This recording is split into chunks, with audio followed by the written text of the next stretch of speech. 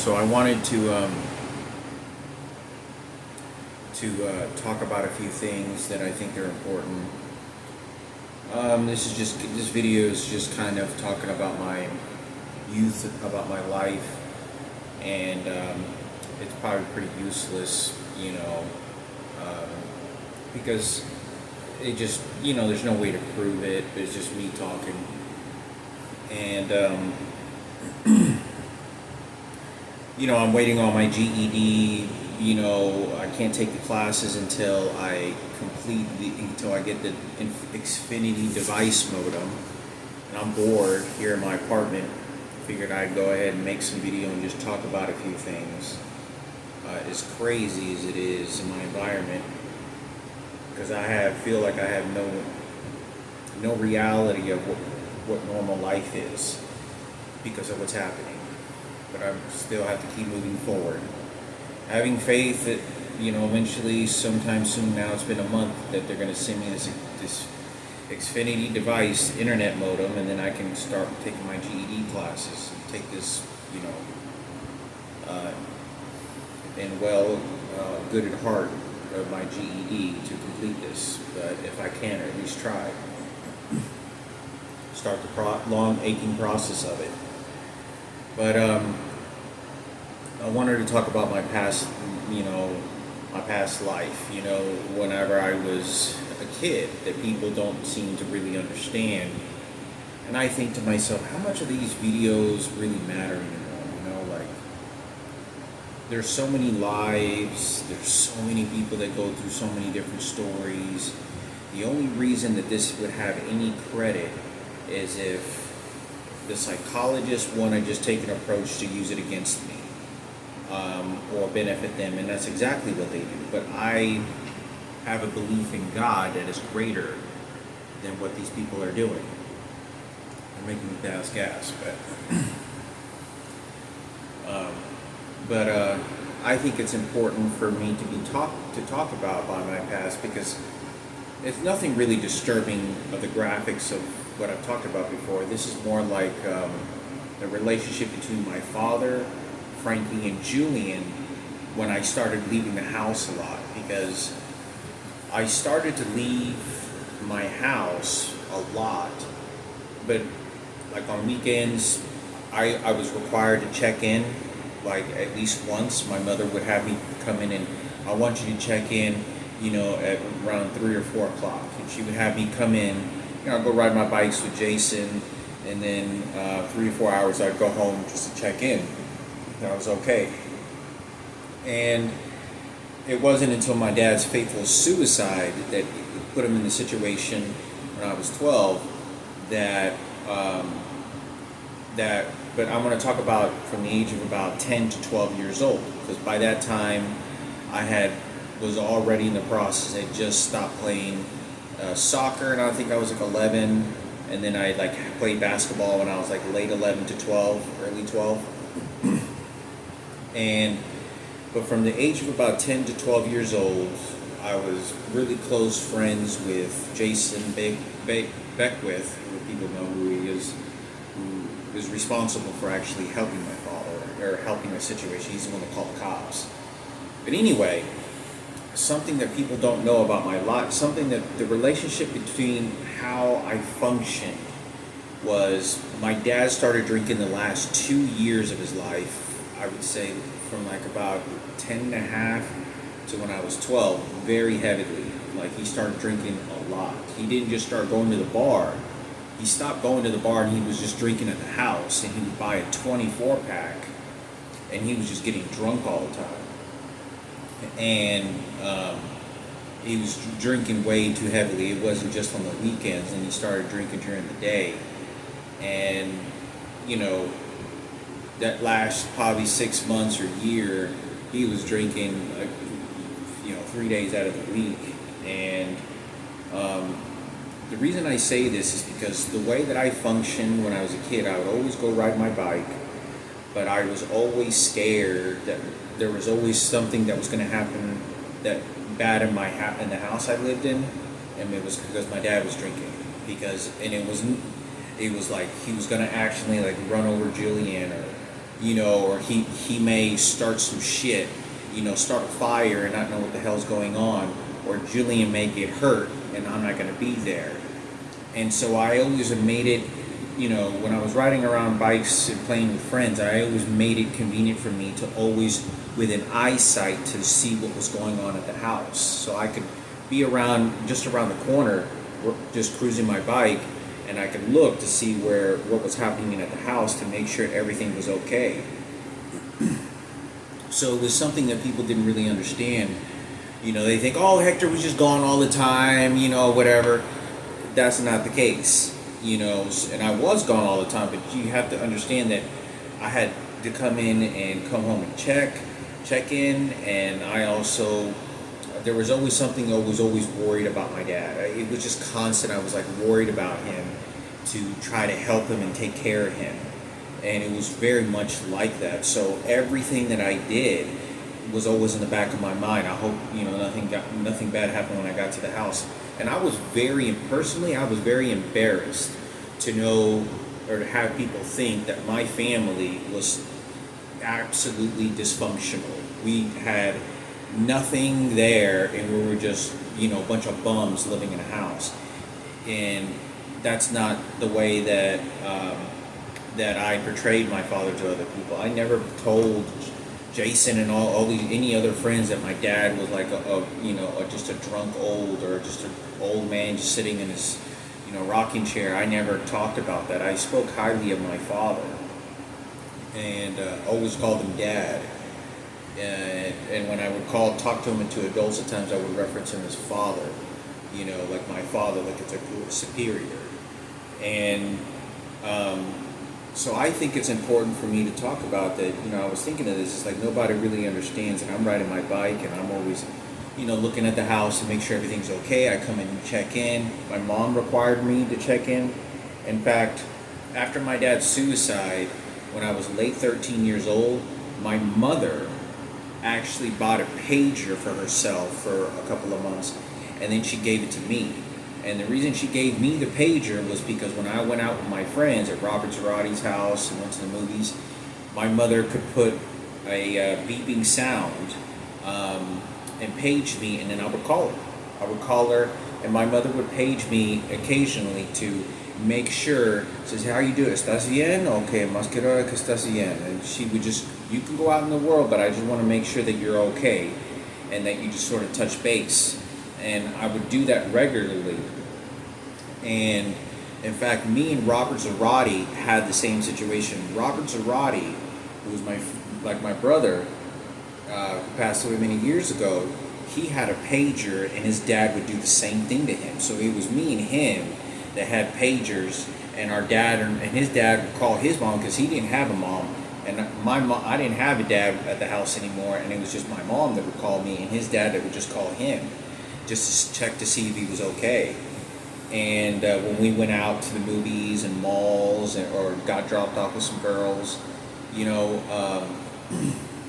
but I thought it was important for me to say this, because I think the view of other people think of how that household was that I was just some kid that was just barely even at the house, which to some truth it was.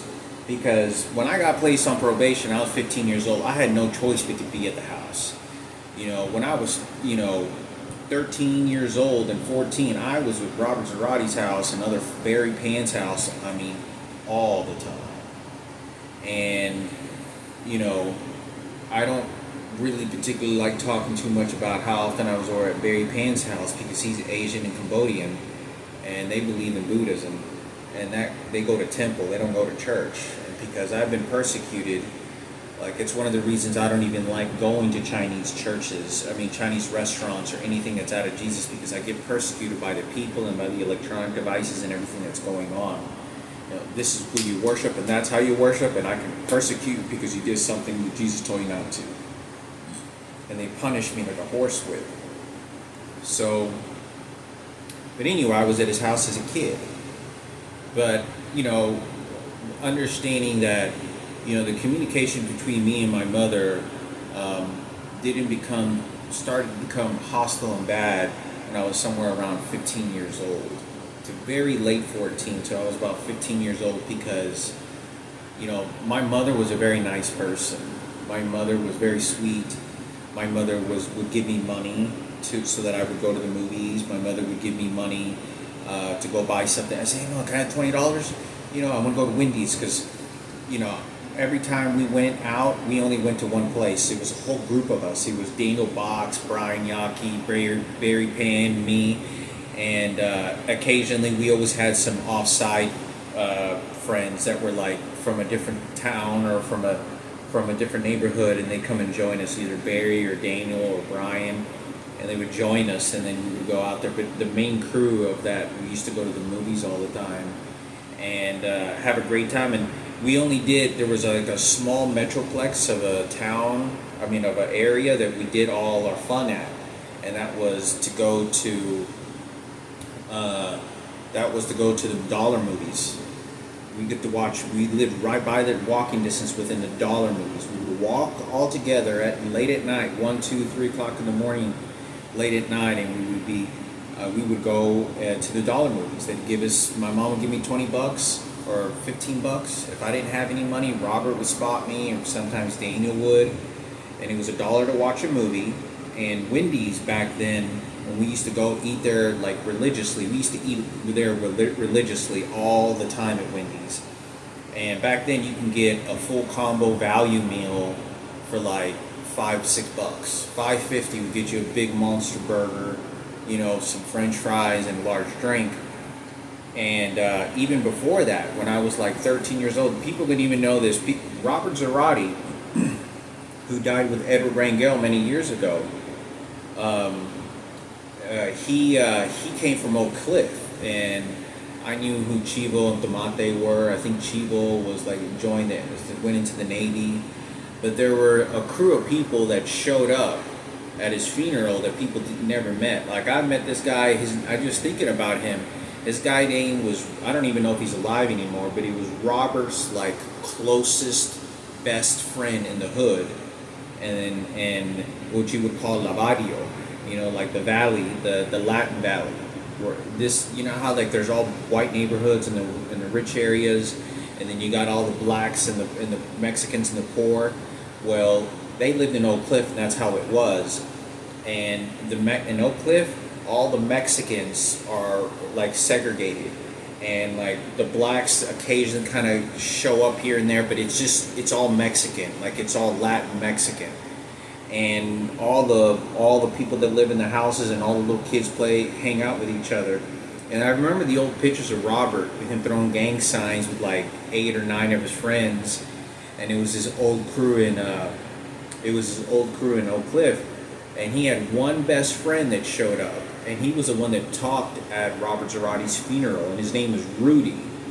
And back when I was 13 years old, this is like a year after my dad had committed suicide, and I was going to the movies with Daniel, and this guy Rudy showed up like once or twice, and he showed up all the way from Oak Cliff to spend the night a couple nights.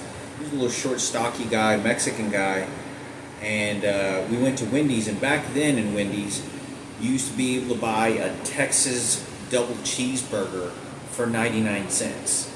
And back then they didn't figure out that the Texas double cheeseburger was 99 cents, was the same size as a combo meal, but it only cost you, but the combo meal was still like $6 with tax and biggie size and everything with it. And I was like, well, just spend $1 and you get, the Texas double cheeseburger. You get 2 of those and they really fill you up.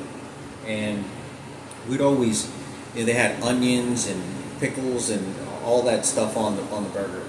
But in those days, for 99 cents, they don't do that anymore, and they downsize their burgers. And all the fast food joints did. But I think it's important to understand some of those aspects of it, because the relationship that I had with my mother wasn't as nasty and bad as it was. And one thing that I never talked about either is when I used to come home and check in, even when I was like 9 years old and 10 years old, because I used to spend the night all the time at Michael Salguero's house, which is the kid that lived down right across the street from Jason Beckwith, the next street over. I used to be all weekend I was just there. They used to throw these not lavish, but they used to throw parties all day, Friday, Saturday, and Sunday, and they would last until 6, 7 o'clock in the morning. And I'm not kidding you. Music would be blasting at 5 o'clock in the morning. And I mean, there was a couple of times I had to go home or went home because I was too tired.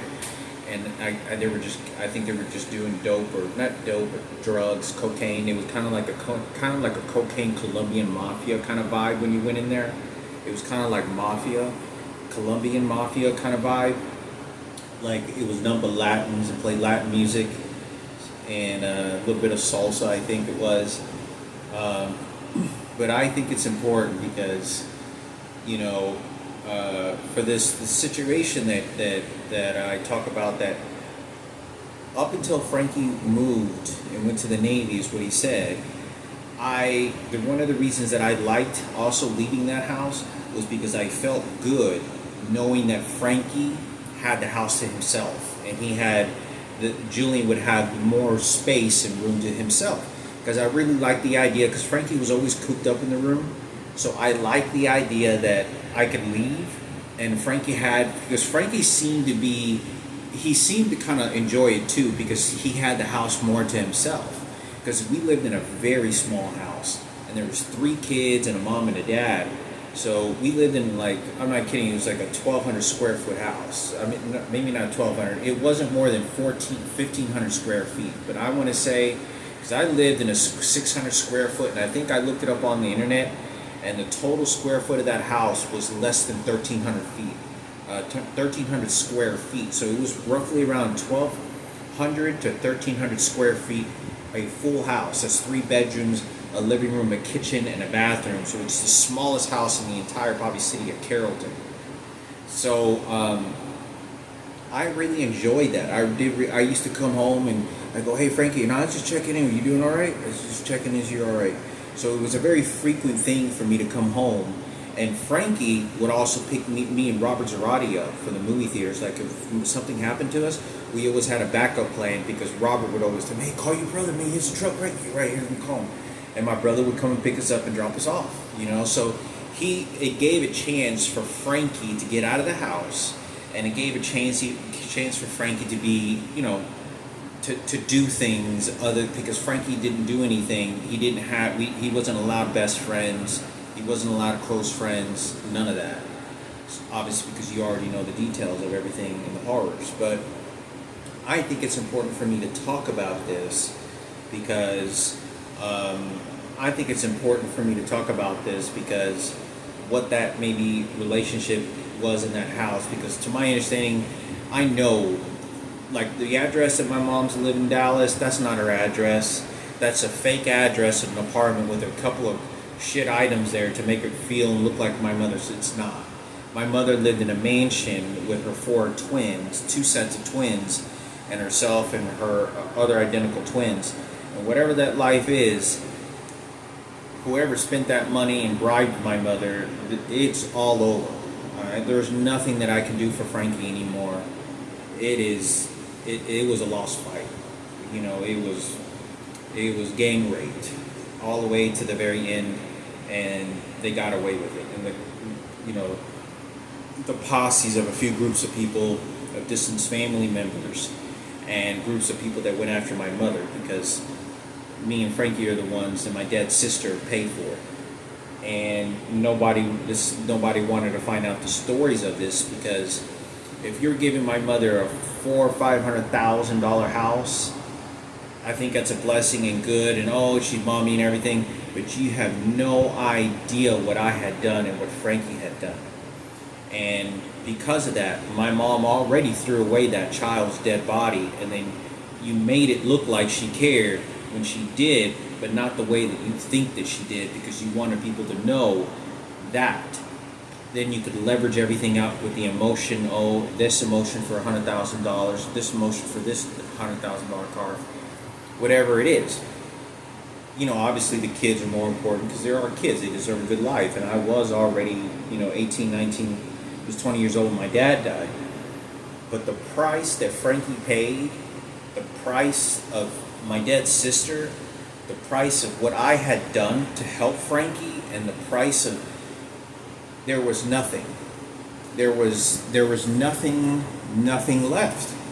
So when it was all over, we were, it's just like right now. It's like they make me pass gas, and I'm just sitting in my own shit, and that's the truth. Because, you can buy a $100,000 Ferrari and drive around and wreck it, but if you're a millionaire, who cares? But if you spend $100,000 and you give a family that's poor, like the one my mother, and you have Michael Jackson on that table, how good are your hearts going to feel like that? Helping little kids, great Christmases, twins, just having a joyride, a miracle life. Must have been pure magic. Your $100,000, your $400,000, and your bullshit labor, babe, was good there. But my labor and everything that I did and everything that Frankie went through didn't mean anything anymore. Because you knew who stupid was. And you knew how you could control this stupid over here. And then you could play me stupid. Because as long as you threatened me with the police, as long as you threatened me at my job sites and kept me quiet, you knew you could get away with it.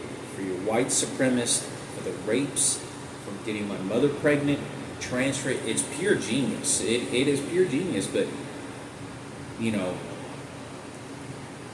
there's just no way. I know how Frankie is. There's no way Frankie likes the idea that all these celebrities know about the rapes, because even if they do, they probably don't even know the whole list of people. But you have to understand. You have to understand how many celebrities and how many people did this over time. I was 7 years old. I was 7, 8, 9, 10 years old, going to good elementary. I was going to DeWitt Perry, and all of them knew what they did to Frankie. Everybody did.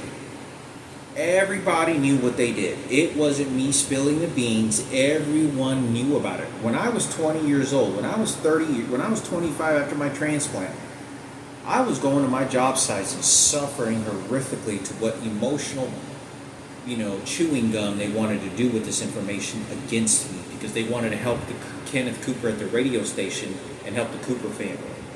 And you don't understand, me and Frankie talked about this, and we knew how mom is. Like, when we talk, we know how our mother is. Frankie, it can be broken down to somebody else's advantage fairly easy, especially a stranger. For me, he was more aggressive with me. But for somebody, like, I talked about this before, and I say this because, I believe in God. I feel so empty. I feel so completely empty when it comes to seeking justice, seeking revenge, I feel empty. But I feel that this has to be only filled with my words of expression for God and Frankie. Because for Frankie to go through this horrific suffering and what he went through and what he would have been scared of and what he was forced to train in, that is a lot that you have no idea what he's having to go through with my mother, because my mother knows about it. But you don't understand. My mother's being cornered. My mother is being raped. My mother is going to the neighbor's house and sleeping with that neighbor or whoever it was at that neighbor's house. My mother's going to work. My mother, you have no idea that you're just not going to survive. You have no money. You have to work for a living. Nobody's going to give you anything free. You have a first grade education. You're just you're just slum dogged to whatever it is that goes on, and you just try to retain life the way that it is. And even though my mother was protected at times, like, she knows she can't go to the police. Ken Cooper already showed up in his police uniform several times. She knows that maybe if my mother knows about these sexual rapes, why didn't she feel so comfortable and go to Kenneth Cooper and Sarah? What happened?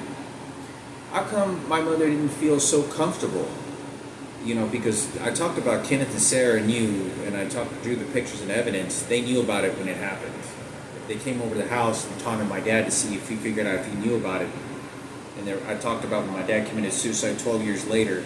They were all going after Frankie and my mom, trying to get Frankie going after my mother, and he did for a minute. He did for a little bit. And I remember the vibes in the house that he was sort of like preoccupied. Now he didn't know if he could trust my mother because Ken and Sarah had poisoned him, and they had a talk. Like Sarah Cooper was on the phone trying to convince Frankie to turn against my mother, that she was just a bitch, and that all she was trying to do is take Dad's money, and that she was just there to help, with Ken Cooper as the person that's in charge. And if you don't do what happens, you know who the police are. So there's a lot of emotion, there's a lot of betrayal, but Frankie didn't last very long with that. Within a couple of weeks, he was just kind of reformed back to my mother, helping her. But I do remember that right after that suicide. So I say this because, I can't do anything for Frankie anymore other than talk about, put her on videotape, tell the psychologist, whoever watches videos, whoever has time to sit around for 30 minutes and analyze and remember everything I'm saying, you have to probably be a pretty loving person. Because I don't think I could sit there, maybe if they were paying me a lot of money, to sit there in front of a TV screen or a computer and just listen to people, or in the background and talk about listen how you're going to break down or dissect or any of this. But I think it's important because some of this is repeated information. But I think it's important because nobody really understood, and it is too late. Whatever happens in the future, if there is a future, it's gone. This was not living contentful and being successful. This is living in a cage, being horrifically raped and abused in really, really bad circumstances to survive.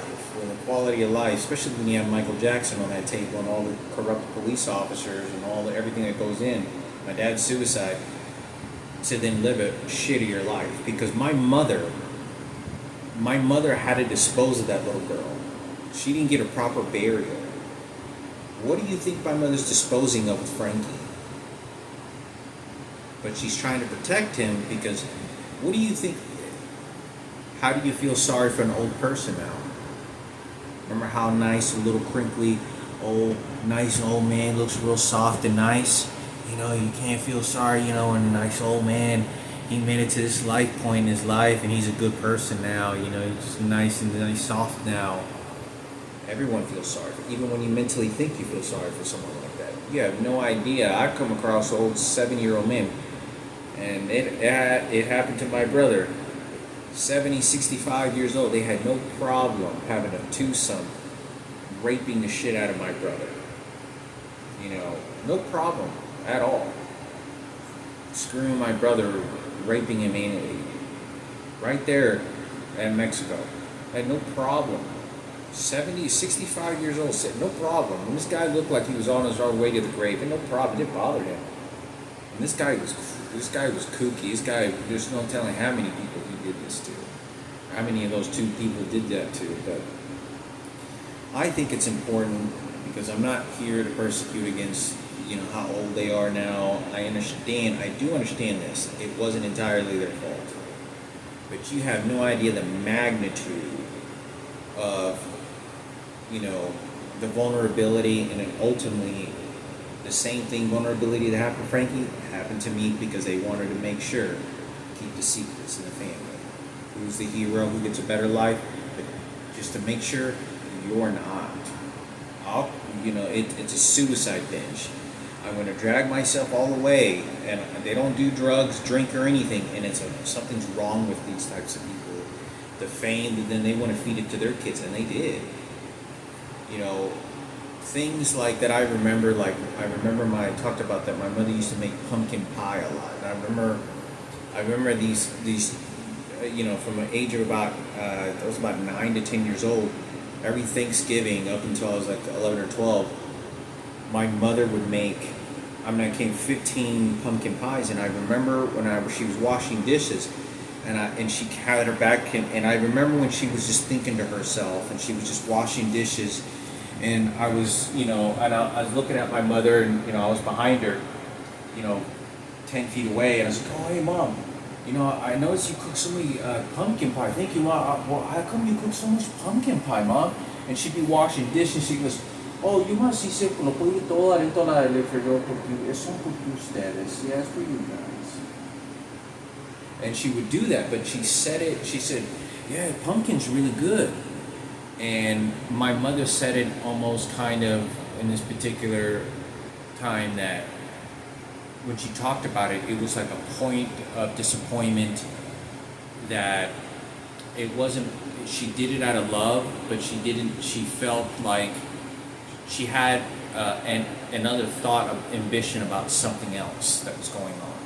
So if the cameras and these TV and investigators showed up when I was 13 years old or 12 years old, it's important to find out whoever it was. So does pumpkin, like Ken Cooper, like Pumpkin Cooper, does that have anything to do with it? Possibly. I don't want to attach it, maybe not, but you have to understand that, I don't have a life that ever existed unless I talked about it. Because I'm not allowed to keep it to myself. Because they beat me, they threw me to the streets, the work environments, the police officers. I have nothing more to think about in life just to survive. That's all I have to do is, I have nothing more than to think about than to survive and evade the police. Nothing. You have no idea that every time, from the age of 23 years old, when I lost my license right after chemotherapy and transplant, all the way until they towed my car away 30 years old, I never drove my car legally on the road. Not once. Legally on the road. For 7 years, I drove in the paranoia that I could never explain. Every time I got in my car, I was just petrified and nervous that I was going to get a $500 ticket, and I was just trying to go to Walgreens. And I would just try to go to like Albertsons and pick up some ice cream, or I would try to go to 7-Eleven and maybe pick up, a juice drink, or go to McDonald's and pick up some French fries and yogurt. Like, the nervousness of me just looking to see where's the police, or I would turn into a neighborhood, and there was times where I would turn into a neighborhood because I saw them from a far distance, and I knew and wasn't going to take a chance, and I would either park my car or I would quickly run, floor on the gas very quickly, like I'd wait until my car was out of view and then floor the car really fast, and I'd have police officers. Sure enough, I park my car in the parking space, and then sure enough, a minute or two goes by till he gets where he was, and he tries to follow me, and he sees my car's parked, and then he just drives off. It was constantly like that. People don't even know how bad it was. But even whenever I got into my car, the paranoia of just, I couldn't get in my car. It was just like, it was so nervous because I couldn't drive safe. Because I would watch them from a far distance, and the police officers would always target me. They were always after me. I can't tell you how many times I did that. I was like driving to go get prescription medication, or I was driving to go Whataburger, and I would see a police officer from a distance, and I would immediately just take a street that I've never been on before. And I knew the neighborhood, the streets all in Carrollton, but I would park my car, or I would park my car, get out of the car, and then make it look like I was cleaning, because I knew that there were. And sure enough, they would pull in and try to follow me. And I'm not kidding you, just to chase me and give me a ticket. They knew who I was. And so anyway,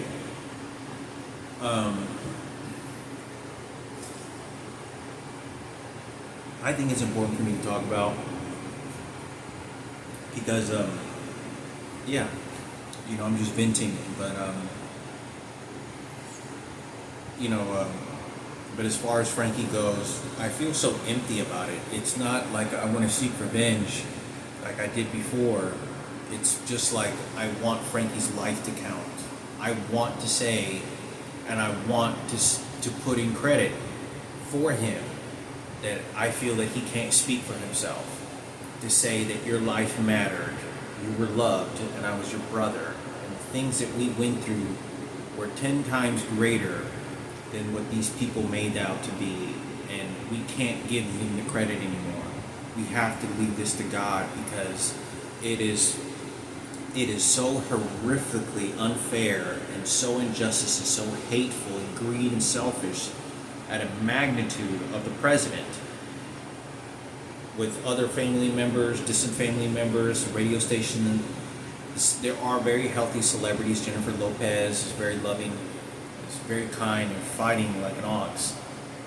There are other people that are very good, but don't understand that the time is too late. And what they did, there won't be any justice. There's no execution, prison, justice, there isn't. And I believe that Frankie's life should not go in a trash can like my sister did. And what he went through and how horrific it was. I had said things in nursing, I had said things in shelters and in random places, things I shouldn't have said about Frankie being raped and my mother being raped anally, out of just pure pressure and angry and how these people were attacking me in these environments. And that was very difficult to deal with, because I was like crying or screaming for help. And they were getting me to sabotage myself at times, and that's why they did it. That's exactly why they did it. They'd shoot me, make me shit. Somebody would threaten me, talk about my mother or say something about Frankie. It was just so crazy and kooky. So I don't like the fact that Frankie's life would have went in a trash can. And I don't like the fact that, somebody can then take advantage of it all over again. But I know that I said what I needed to say on video. Whoever it is that does whatever it is too late. There's no fixing. But I believe in God. I believe that me talking about it and saying, look, this is what happened to Frankie, this is what these homosexuals did, God's listening, and some higher consciousness in an afterlife increases my ability in an afterlife to say, that justice will be served in the afterlife. Or if not justice, something greater will be rewarded.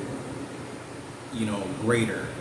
Even if it's 2 extra pennies, 3 extra pennies, then 3 extra pennies is that little much more for God to say, thank you, Hector, for saying something when you just could have been doing something else and ignore it. So, I believe that Frankie is God's child. I believe that my dad, Raymond Palomo, is the father, and he was the father of Frankie Palomo. He was taking care of Frankie. He went to his soccer games. He took him to the doctor. They took him, to the dentist to get braces so his smile would be very nice. So I think it's important for me to say this because, to take away that kind of money from my dad and me and my brothers and manipulate that with the law enforcers and the detective and Ken Cooper and all that. But you got to understand, it was my job site. Everyone knew about Michael Jackson, and it was a white supremacist. It was a white superior that came, and they knew I was the number one. I was the number one person you were going to fear when it came to protecting my family and spilling all the beans. And they burned it all the way to Frankie's rectum covered in blood, to the degrees of, I just couldn't imagine how greedy and selfish this was. We were so innocent. Frankie was so innocent, and we went to church. And I think that in the lighter of things, my mother wants me to do so because my mother's twin has been disgusting to me. Every time I've talked to this person, it's been mutilating, disgusting. I can't even describe. I hate talking to this lady. Posing in my mother. My mother's a very gentle, very loving person, and really cared about us. She was very sweet, caring. It's nothing like her twin. You know how they say, like, twins, there's an evil one and there's a good one? it's kind of like that. It is very much like that. And my mother was nothing like that. I always wondered, I couldn't express this, but every time I saw my mother, I always looked at her, and I didn't know it was her twin. There was something very nasty about it. I thought it was maybe her boyfriend. I thought it was her boyfriend that really kind of submitted her to being darker. But she had like a edge, like a very edge and disgusting, disgusting, like disposing me. And I don't recall my mother being that way when I was 18 or 19 years old. Even though my mother tolerated, and there were times when she got mad, she wasn't like that. She wasn't. And she wanted to be protective and loving the way that she did to Frankie, but you can't. You can't at all. There's no way survival. So, that's, you have to understand when you have that many people attacking you, there's nothing you can do.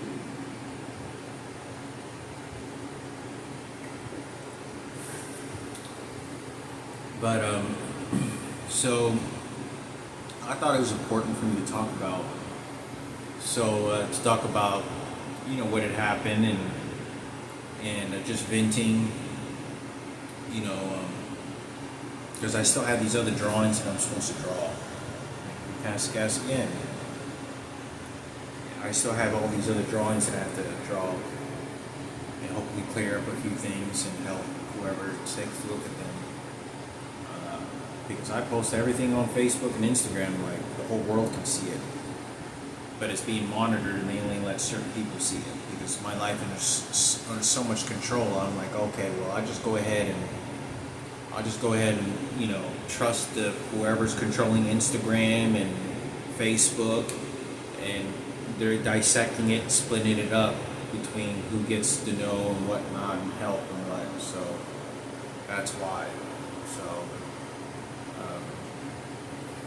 yeah, don't have very much else to say. If I think of any other things, I think would be important.